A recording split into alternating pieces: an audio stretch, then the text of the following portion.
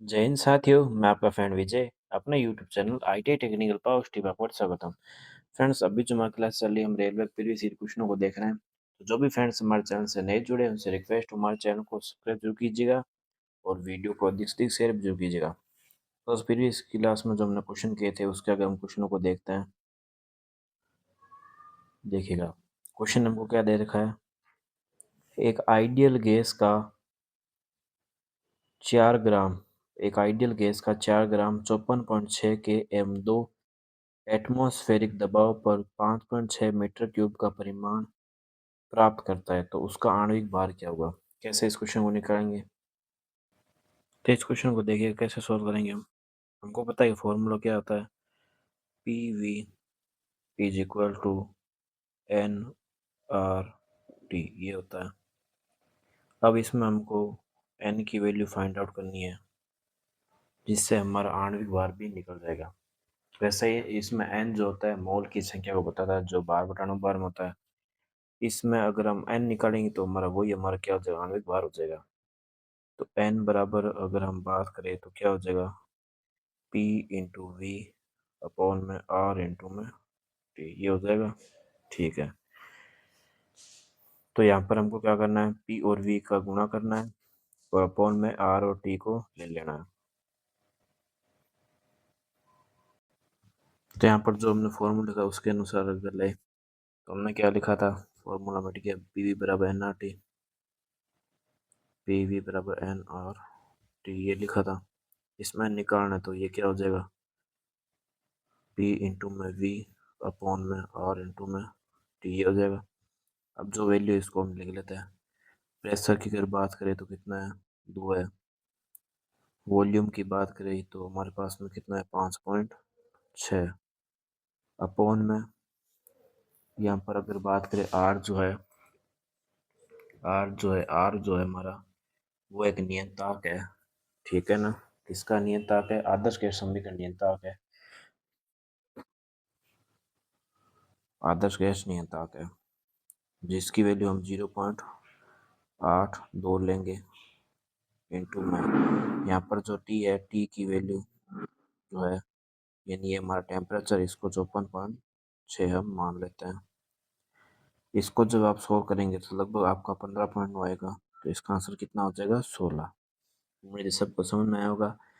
हमको क्या करना है, पी वी बराबर एन आर टी करना है। यहाँ पर एन की वैल्यू निकालनी है हमको, एन यानी कि यहाँ पर मोल की संख्या हो जाएगी, तो P into V upon R into T, ये हमारा एक तरीके से हमारा ये क्या हो जाएगा, हमारा अणुभार हो जाएगा। ये पूरी संख्या से हमारा क्या निकल जाएगा, हमारा अणुभार। ठीक है ना, तो यहाँ पर पी इंटू वी की वैल्यू हमने डायरेक्ट लिख दी जो दी हुई थी, 2 इंटू 5.6 अपॉन में आर जो है हमारा इसका नियंत्रक है, 0.82 इंटू में हमारा 54.6 हमारा क्या था टेम्परेचर। इसका जब भाव करेंगे हम कितना आएगा, 16 हमारे पास में आएगा। उम्मीद सबको समझ में आया। अगर नेक्स्ट क्वेश्चन तरफ बढ़ते हैं,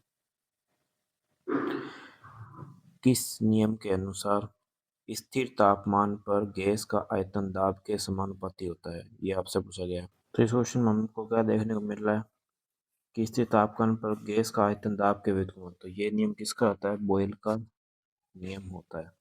बॉयल के नियम में हमेशा ध्यान रखिएगा, तापमान हमारा क्या रहता है, स्थिर।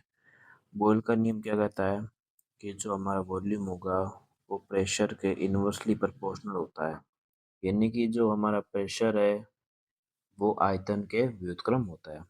आगे नेक्स्ट क्वेश्चन की तरफ बढ़ते हैं।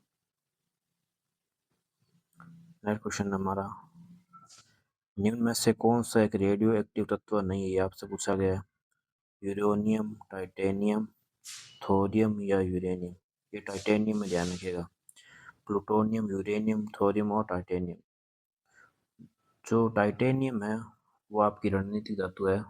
ठीक है ना, रणनीतिक धातु मतलब कि इसका उपयोग जो हम है, जो अगर बात करें एयरक्राफ्ट वगैरह होते हैं इसके निर्माण में करते हैं।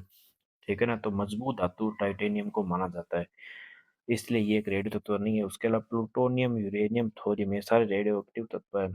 और एक बात और बता दूं, थोरियम जो है, भारत में सर्वाधिक मात्रा में थोरियम पाया जाता है, ये भी एक रेडियो एक्टिव तत्व है। आगे नेक्स्ट क्वेश्चन की तरफ बढ़ते हैं। मैडम क्यूरी को किसकी खोज के लिए नोबेल पुरस्कार मिला था। तो रेडियम की खोज के लिए इनको नोबेल पुरस्कार मिला था मैडम क्यूरी को। आगे नेक्स्ट क्वेश्चन देखते हैं। रेडियो सक्रियता है, इसके खोज का आविष्कार किसने किया था? रेडियो सक्रियता यानी कि रेडियो एक्टिविटी का खोज किसने किया था? तो हेनरी बेक्वेरेल ने रेडियो एक्टिविटी खोज किया था और मैडम क्यूरी ने आके रेडियम का खोज किया था। आगे नेक्स्ट क्वेश्चन देखते हैं। हेनरी बेक्वेरेल किससे संबंधित है बताएगा?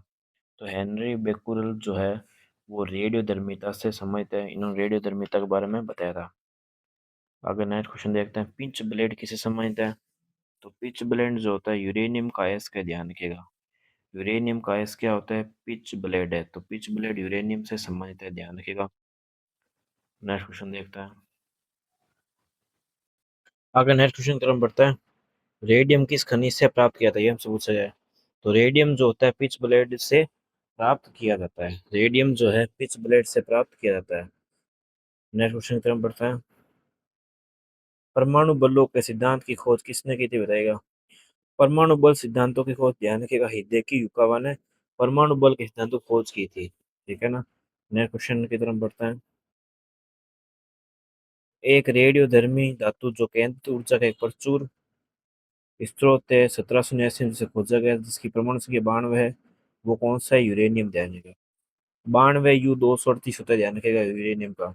92U238। 239 भी होता है, वो इसका समस्थानिक है, ध्यान रखिएगा। यूरेनियम का समस्थानिक होते हैं।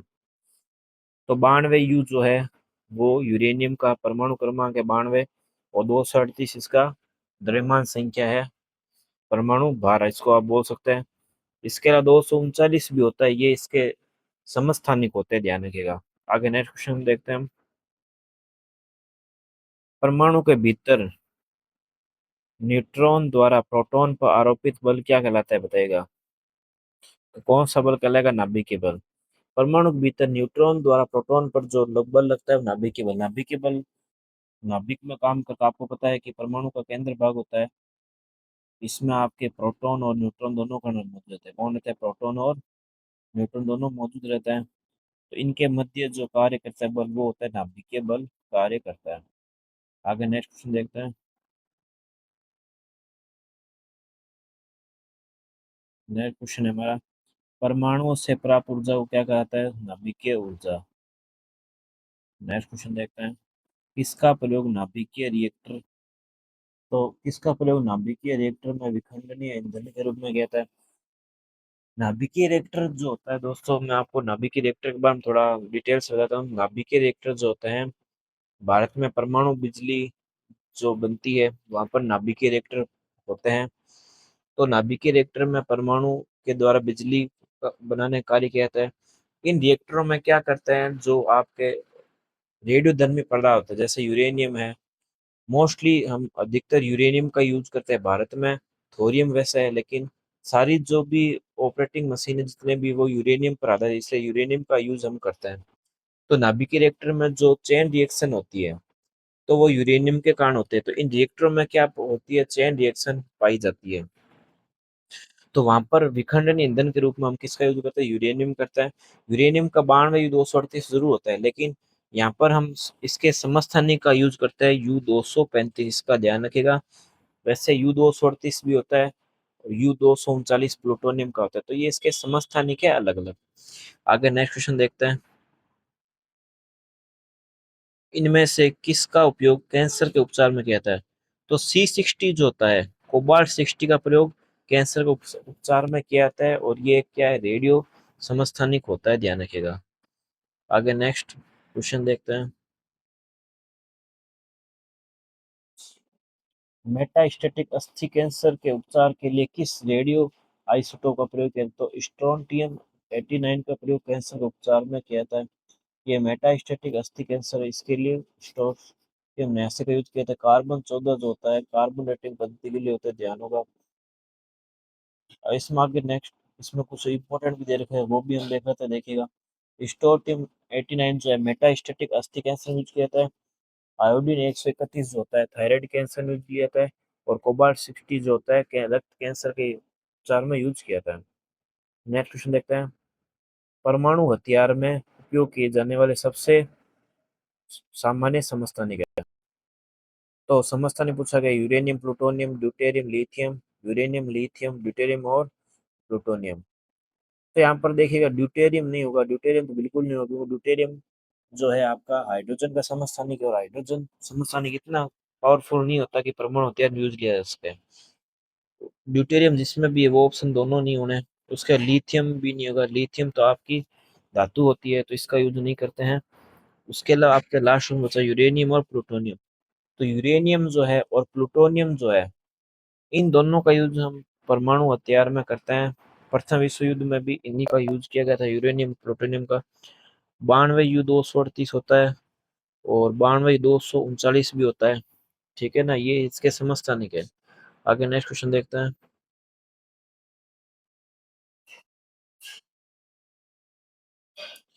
निम्न में से आयनिक यौगिकों का गुण कौन सा होता है? आयनिक यौगिक क्या करते हैं, आयनों के बीच में बनने वाले जो होते हैं बंध, उन्हीं को आयनिक यौगिकों को बंध कहते हैं। ये ढलवा और नरम होते हैं। ये से संयोजक आबंध पर प्रदर्शित करते हैं। इनका गलनांक उतना उच्च होता है।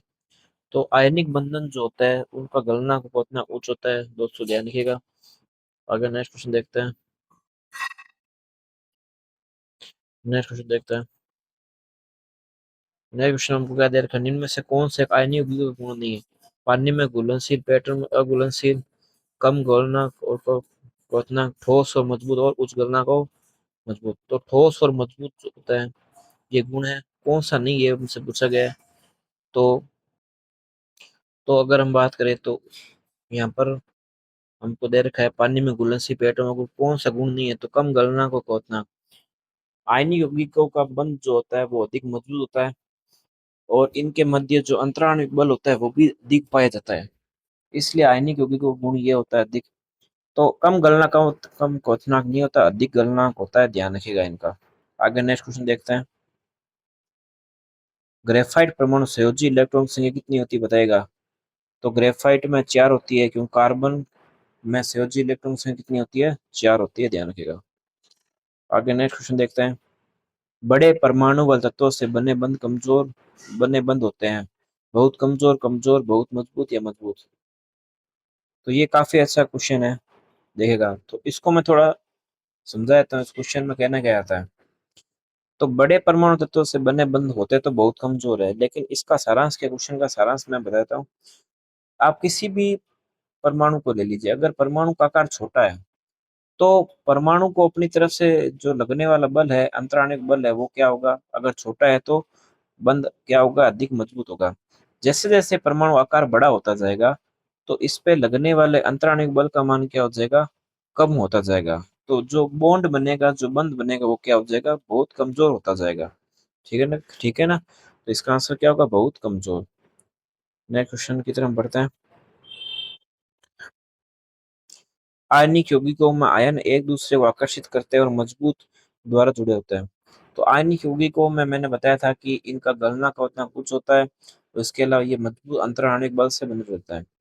तो ये मजबूत विद्युत स्थैतिक बल इनमें पाया जाता है, जिसके कारण इसमें अधिक मजबूती पाई जाती है बॉन्ड को बनाने के लिए। आगे नेक्स्ट क्वेश्चन हम देखते हैं। बेंजीन में सिग्मा और पाई बॉन्ड की संख्या कितनी है आपको पूछी गई। अब देखेगा दोस्तों, अगला क्वेश्चन बहुत ही अच्छा और शानदार क्वेश्चन है।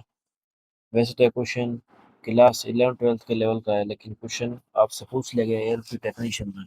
क्वेश्चन करना काफी जरूरी होता है। देखिए क्वेश्चन में हमसे क्या पूछा गया है, बेंजीन में सिग्मा और पाई अबंध की संख्या कितनी है? सिग्मा बॉन्ड और पाई बॉन्ड की संख्या पूछी गई है बेंजीन में। तो बेंजीन जो होता है एक तरह का आप रसायन समझ सकते हैं, जो कि रंगीन प्रकृति का होता है। तो बेंजीन के ज्यादा मैं डिटेल में नहीं जाकर इसकी संरचना के बारे में बताता हूँ। बेंजीन रिंग बोलते हैं इसको, क्या बोलते हैं? Benzene ring.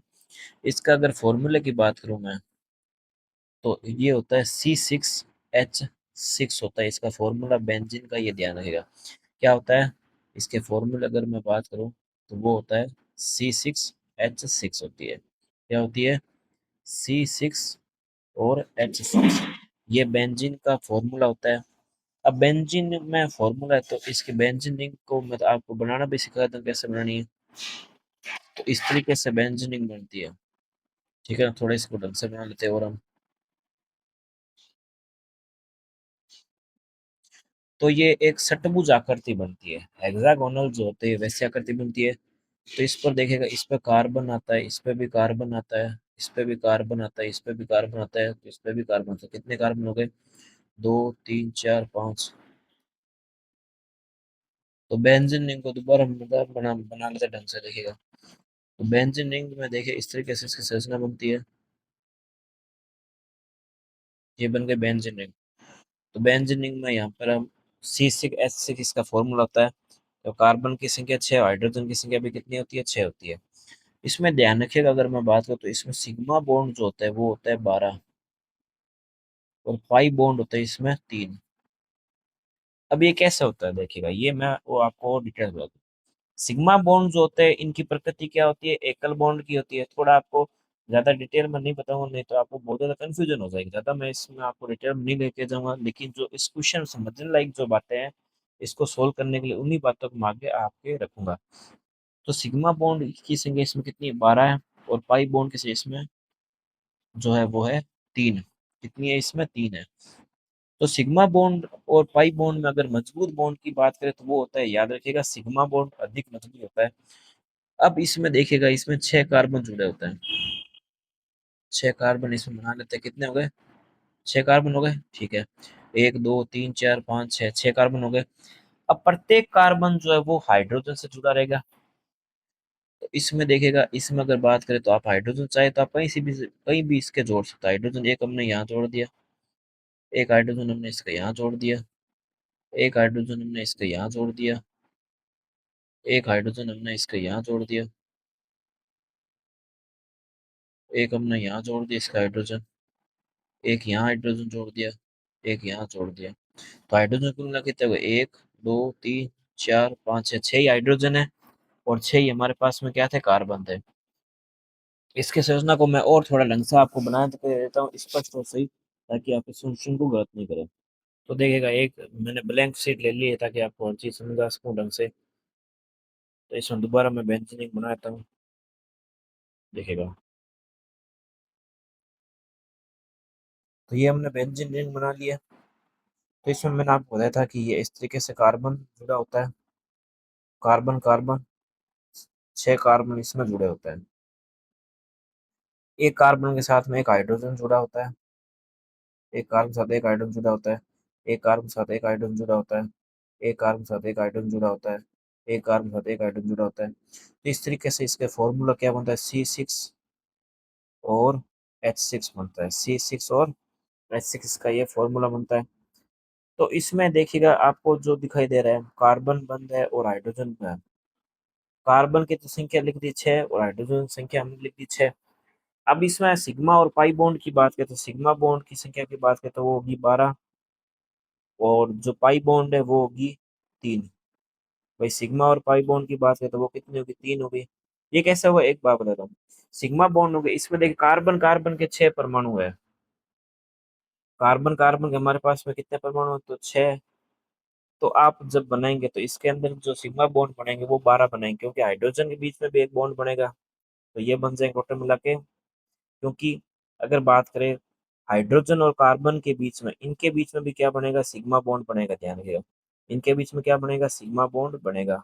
इनके बीच में सिग्मा बॉन्ड बनेगा, इनके बीच में भी सिग्मा बॉन्ड बनेगा, इनके बीच में सिग्मा बॉन्ड बनेगा, इनके बीच में सिग्मा बॉन्ड, इनके बीच में सिग्मा बॉन्ड। तो 6 तो सिग्मा बॉन्ड ऐसे ही बन गए, क्योंकि कार्बन हाइड्रोजन के बीच में बन गए 6। उसके अलावा इस पर जो है कार्बन पर अलग से क्या बनेगा? यहाँ पर क्या बनेगा? इसके बीच में ये सिग्मा बॉन्ड बनेगा, इसके बीच में सिग्मा बॉन्ड बनेगा, इसके बीच सिग्मा बॉन्ड, सभी में सिग्मा बॉन्ड बनेंगे। तो 6 6 कितने होंगे टोटल मिला के? 12। और उसके अलावा मैं हाइड्रोजन की बात करूँ तो हाइड्रोजन में यहाँ सॉरी माफ कीजिएगा, पाई बॉन्ड की बात है तो पाई बॉन्ड की संख्या कितनी होती है? क्योंकि ये आपके कार्बन कार्बन के पास में पाया जाएगा। जो आपका कार्बन कार्बन है उसके बीच में क्या पाया जाएगा? आपका पाई बॉन्ड पाया जाएगा। तो कार्बन कार्बन बीच में आप एक पाई बॉन्ड बना ले सकते हैं, एक कार्बन कार्बन बीच में एक पाई बॉन्ड, एक कार्बन कार्बन बीच में एक पाई बॉन्ड। तो टोटल मिला के 3 पाई बॉन्ड बनेगा। अच्छा, पाई बॉन्ड और सिग्मा बॉन्ड दोनों साथ में हो सकते हैं, कोई दिक्कत नहीं, क्योंकि एक कार्बन हाइड्रोजन के बीच में सिग्मा भी बनेगा और पाई बॉन्ड दोनों बनेगा। तभी तो आपका सिग्मा बॉन्ड 12 हो गया, और हाइड्रोजन बॉन्ड ये कितने बनेंगे आपके? तीन बनेंगे, ये ध्यान रखिएगा। ठीक है ना, sigma bond 12, hydrogen bond, hydrogen नहीं सॉरी माफ कीजिए, पाई बॉन्ड, सिग्मा बॉन्ड 12 और पाई बॉन्ड की संख्या कितनी होगी, 3 होगी। तो मैंने आपको संरचना ढंग से समझा दी है। अगर आप कहे तो मैं आपको इसको दोबारा समझा दूं, देखिएगा दोबारा इसकी एक्सप्लेनेशन बताता हूँ मैं ढंग से, वो आप देखिए, देखिएगा दोबारा इसको मैं बताता हूँ। देखिएगा सबसे पहले मैंने क्या बनाई, बेंजीन। ठीक है, क्वेश्चन को समझना जरूरी है, क्योंकि इससे क्वेश्चन पेपर में कम आते हैं, लेकिन एएलपी के पेपर में आया हुआ है, तो हमको इसको देखना जरूरी है। देखिएगा मैंने क्या बताया आपको कि आपका जो, मैंने दो बॉन्ड के बारे में बात की, एक तो पाई बॉन्ड है, वो कितने होंगे 12, और सिग्मा बॉन्ड जो है, सिग्मा बॉन्ड जो है आपका 12 है, और पाई बॉन्ड कितना है, 3 है। यही तो मैंने बोला है। ये कैसे बनेंगे, क्योंकि कार्बन जो होंगे इन सभी पर आपके क्या आएंगे, कार्बन आएंगे, इन सभी पर क्या आएंगे, आपके कार्बन आएंगे, ये ध्यान रखिएगा, इन सभी पर क्या आएंगे, कार्बन। कार्बन अगर है तो कार्बन साथ में हाइड्रोजन बॉन्ड भी आएगा। ठीक है ना, तो कार्बन कार्बन के साथ अगर माने तो वो बन गए 6 बॉन्ड, और हाइड्रोजन के साथ माने तो वो कितने बन गए, 6। कार्बन कार्बन के बीच में कितने बन गए, भाई ये कार्बन कार्बन है, इसकी बॉन्ड की बात कर रहा हूँ, इस वाले की, ये कार्बन कार्बन है ना, ये आपको दिख रहा है ये वाला, मैं इस पोर्शन की बात कर रहा हूँ, ये वाला, इसके बीच में भी सिग्मा बॉन्ड करेगा। और एक कार्बन हाइड्रोजन है, इसके बीच में भी आपको क्या करेगा, सिग्मा बॉन्ड काम करेगा। तो ऐसे छः छः कितने होंगे, 12। और पाई बॉन्ड क्या होंगे, एक कार्बन कार्बन के बीच में आपका क्या बन जाएगा, एक पाई बॉन्ड, एक कार्बन का बीच में एक पाई बॉन्ड, एक कार्बन कार्बन के बीच में क्या बन जाएगा, पाई बॉन्ड। टोटल मिला के 3 पाई बॉन्ड बनेंगे। अच्छा ये ध्यान रखिएगा, इसमें जो कार्बन हाइड्रोजन है इसके बीच में सिग्मा बॉन्ड भी बनेगा एक, और एक पाई बॉन्ड भी बन सकता है। ठीक है ना, तो उम्मीद है सबको समझ में आएगा, मैंने इसको बहुत इजी समझाने की कोशिश की है। और अगर इसकी व्यंजनी की संरचना पूछ ले अगर आपको कभी भविष्य में, तो ये ध्यान रखिएगा, इसकी होती है हेक्सागोनल, इसकी शेप होती है, कैसी होती है, हेक्सागोनल, यानी कि षटकोणीय आकृति इसकी होती है। और बेंजीन का सूत्र की बात करें तो C6H6 होता है। उम्मीद है दोस्तों सभी को ये क्वेश्चन अच्छे से समझ में होगा। आगे दोस्तों नेक्स्ट क्वेश्चन की तरफ बढ़ते हैं। आगे एक नेक्स्ट क्वेश्चन देखते हैं, NH3 में नाइट्रोजन की संयोजकता कितनी है। तो संयोजकता और संयोजी इलेक्ट्रॉन के बारे में दोस्तों मैं बता चुका हूँ, इन दोनों में डिफरेंस काफी होता है, बच्चे इनको एक समझ लेते हैं, और वो इनकी सबसे बड़ी भूल होती है, क्योंकि संयोजकता और संयोजी इलेक्ट्रॉन में काफी डिफरेंस पाया जाता है। संयोजी इलेक्ट्रॉन अंतिम कक्षा का इलेक्ट्रॉन होता है, और संयोजकता रासायनिक संयोग करने की क्षमता कहलाती है। इस बात को मैं बता चुका हूँ प्रीवियस क्वेश्चनों में। तो नाइट्रोजन संयोजकता इसमें पूछी गई है, मैंने आपको बताया कि नाइट्रोजन जो होता है वो पंच संयोजी होता है, ये ध्यान रखिएगा, कितना होता है, पंच संयोजी होता है। तो प्रत्येक परमाणु चाहता है कि वो अपना क्या करे, अष्टक पूरा करे, तो यहाँ पर 5 तो संयोजकता है ही इसकी। अब इसको अगर 3 इलेक्ट्रॉन और मिल जाए तो इसका अष्टक पूरा हो जाएगा, तो इसकी संयोजकता कितनी इलेक्ट्रॉन की होगी, 3 इलेक्ट्रॉन की होगी। उम्मीद सबको समझ। आगे नेक्स्ट क्वेश्चन हम देखते हैं, वह तत्व जिसके अणुओं में 3 संयुक्त इलेक्ट्रॉन वैलेंस इलेक्ट्रॉन होते हैं का उदाहरण है, बताइएगा। तो एल्यूमिनियम में 3 संयुक्त इलेक्ट्रॉन होते हैं, ध्यान रखिएगा। एल्यूमिनियम की संयोजकता की बात करें तो +3 इलेक्ट्रॉन की होती है, ये फिक्स आप बांध लीजिएगा। एल्यूमिनियम की +3 संयोजकता होती है। वह तत्व इसके अणु 3 संयुक्त इलेक्ट्रॉन, तो वो होता है एल्यूमिनियम। आगे नेक्स्ट क्वेश्चन हम देखते हैं, एक त्रिसंयुक्त तत्व कौन कौन सा है। तो ये मैंने आपको क्वेश्चन, मैं आपको एक अच्छे से बताता हूँ, त्रिसंयुक्त तत्व कौन कौन सा है, बोरॉन, एल्यूमिनियम, गैलियम, इंडियम, ये सारे आपके त्रिसंयोजक, ध्यान रखिएगा, बोरॉन, एल्यूमिनियम, गैलियम, इंडियम। जब हम बेसिक इलेक्ट्रॉनिक्स पढ़ते हैं तो उसमें आपको पता होगा कि हम डायोड का निर्माण करते हैं, तो डायोड का निर्माण त्रिसंयोजक तत्व की अशुद्धि मिलाई जाती है। तो त्रिसंयोजक तत्व ये सारे होते हैं, बोरॉन, एल्यूमिनियम, गैलियम, इंडियम, ये सारे होते हैं ये सभी। आगे नेक्स्ट क्वेश्चन देखते हैं, फास्फोरस के एक परमाणु में कितने संयोजी इलेक्ट्रॉन होते हैं। अब आपको 5 इलेक्ट्रॉन के बारे में पूछ लिया है फास्फोरस, तो फास्फोरस के बारे में पूछा गया, तो फास्फोरस में संयोजी इलेक्ट्रॉन संख्या कितनी होती है, बताइएगा। अब देखेगा, फास्फोरस के एक परमाणु कितने संयोजी इलेक्ट्रॉन होता है।